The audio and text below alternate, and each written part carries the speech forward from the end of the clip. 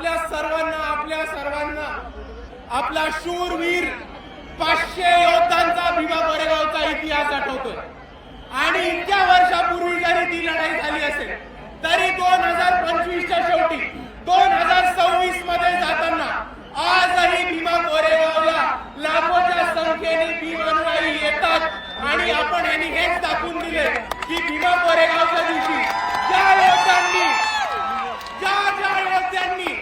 इकडे पेशवाई माती काढण्याचं काम केलं होतं त्यांना आम्ही विसरलेलो नाही आहोत मित्रांनो।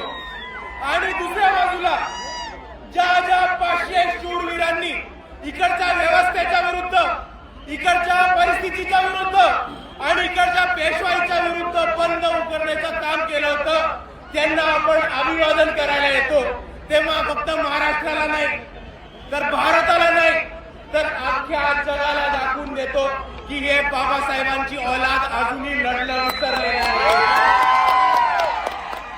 विसरलो नाही होत। 500 लोकांनी तेव्हा वार केला होता आणि मात केला होता पेशवाईचा।